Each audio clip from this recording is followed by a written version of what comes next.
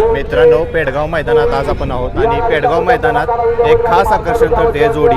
त्या जोडीबद्दल आपण आज जाणून घेऊया. दादा नमस्कार. नमस्कार. तुमचं नाव सांगा पहिल्यांदा. हनुमंत पाटोळे, कुठून आला तुम्ही? मांडवे. कुठून? मांडवे. बरं, आज आपण ही जो जोडी बघतोय त्या जोडीबद्दल काय सांगाल? हे जोडे मावळे जावळे आहेत, हं. म्हणजे सख्खे भाऊ आहेत ते. हां घरच्या गाईच्या आहेत. हां. घरच्या गाईच्या आहेत.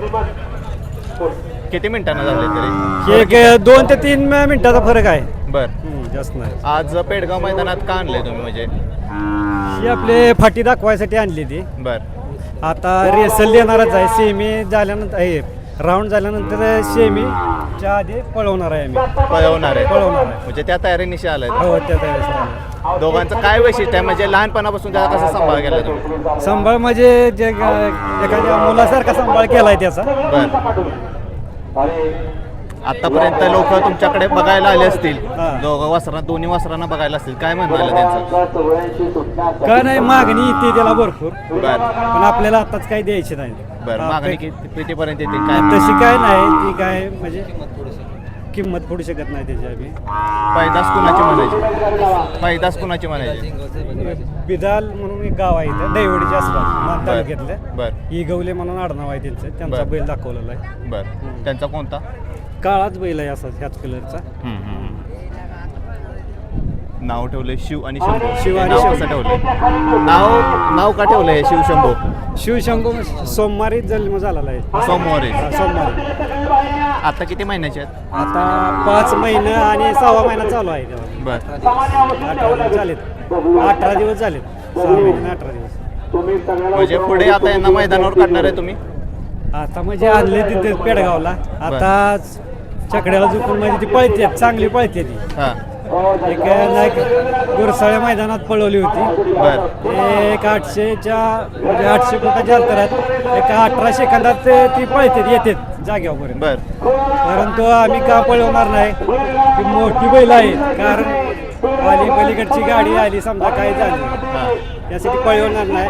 आता सेमीचं राऊंड खाली गेल्यानंतर ही वासरं पळवली जाणार आहे. बरं. त्या दादांजवळ देता? ते दादा तुमच्यावरच असतात?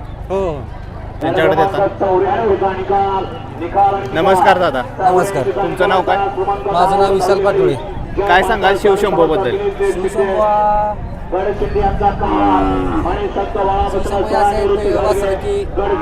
शिवशंभू ही अशी वासरं आहेत की मी त्यांच्याबद्दल म्हणजे एवढं काय एवढं बोलू शकत नाही. एक मी माझ्या मुलाप्रमाणे त्याला मी सांभाळ करतो. बर. ज्यावेळेस एका दिवशीची जन्मली आणि दोन्ही पण खोंडच निघाली त्यावेळेस काय तुमचा आनंद होता? आनंद म्हणजे असा माझा गगनात मावत नव्हता. हां. दोन्ही पण खोंडच आलेले आहे. याच्या आधी तुमच्या धावणीला कोणतं वासरू वगैरे होता का? होते की वासरं होते, बैल होते शर्यतीला पळणारे. बरं. बैलगाडी शर्यतीत कोणता नंदी पळतो तुमचा आधी? आमचा महादा म्हणून एक बैल होता आणि सुदाम म्हणून एक बैल होता. बरं. गट पास, सेमी पास, फायनल 4-5 नंबरच केली होती. किती वर्ष पळाला तुमच्या धावणीला तो? आमच्या दावणीलाच 4 वर्ष बैल पळाला. परत कुठे गेला? परत आम्ही तो काय कारणाने मी तो विकून टाकला. बर. त्याच्यानंतर ही 2